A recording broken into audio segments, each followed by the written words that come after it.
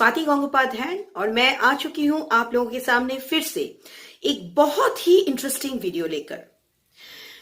जैसे कि एक वीडियो में मैंने डिस्कस किया था कि कौन से वो लोग हैं जिन्हें बिजनेस सिलेक्ट करनी चाहिए और फिर कौन से वो लोग हैं जिन्हें जॉब में जाना चाहिए। और मैंने ये भी कहा था साथ में कि जरूरी नहीं है कि वो लोग बिजनेस में ही जाए या फिर जिनके लिए मैंने जॉब कहा है वो लोग जॉब में ही जाए, लेकिन ये भी कहा था उसके साथ कि कंफर्ट लेवल जो है उन लोगों का वो उस पर्टिकुलर प्रोफेशन में ही होगा। यानी कि जिसके लिए जॉब बताया था उनका जॉब में कंफर्ट लेवल ज्यादा होगा और जिनके लिए बिजनेस बताया था उनका जो है बिजनेस में कंफर्ट लेवल ज्यादा होगा।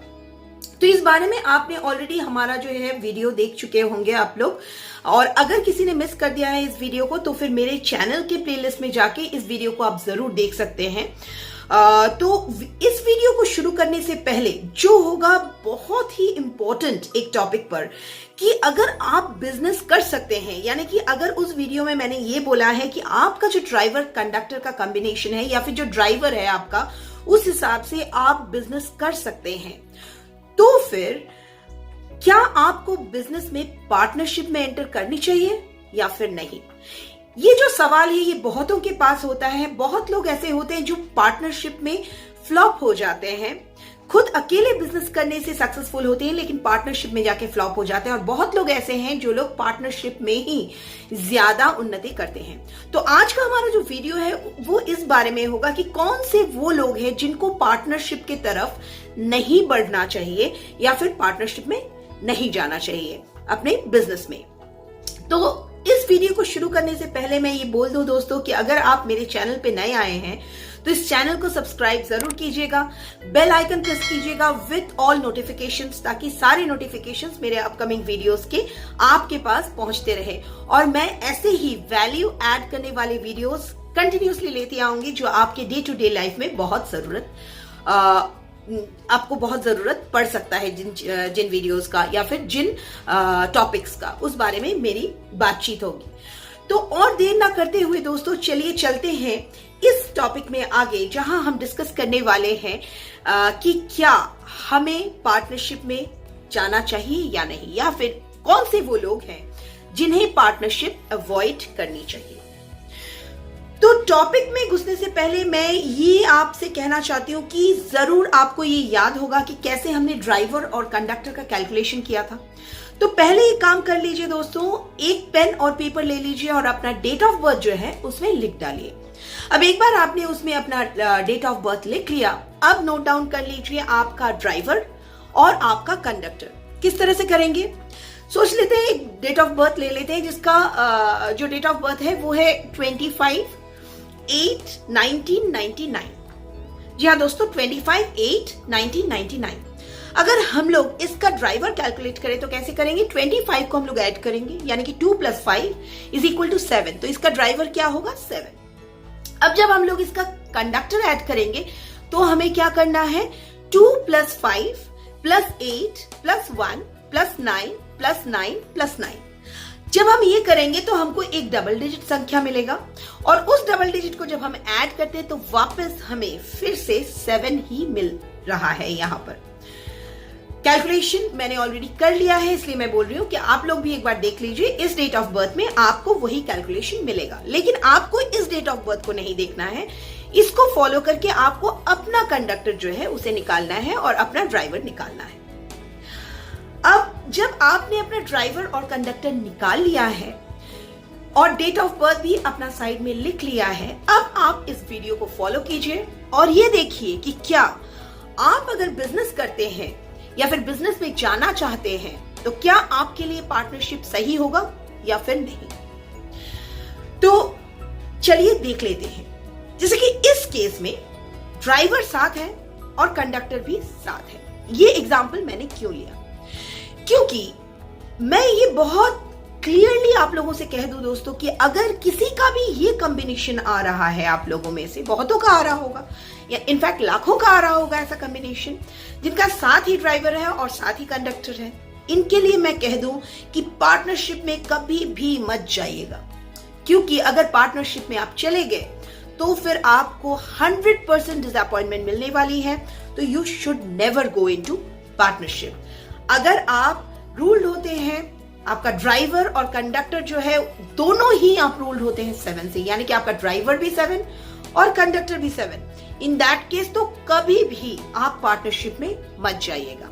आपके लिए खुद ही बिजनेस करना सही होगा। But one more thing I would like to say, that is अगर आपका कंडक्टर और ड्राइवर दोनों साथ है तो फिर इन दैट केस आपको शायद बिजनेस में ही नहीं जाना चाहिए, क्योंकि ये मेरा बिजनेस और जॉब वाला जो वीडियो है उसमें मैंने क्लियरली बता दिया है। क्योंकि इन लोगों के लिए रिसर्च बहुत अच्छा होगा, जॉब बहुत अच्छा होगा, but business no, it won't be good for them और it won't be comfortable for them. लेकिन एक और बात मैं इसमें ऐड करना चाहूंगी कि अगर सोचिए कि आप दोनों आपका जो है ड्राइवर और कंडक्टर दोनों ही 7 है और फिर भी आप बिजनेस में हैं और आपका जो बिजनेस है वो रिलेटेड टू नंबर 7 है।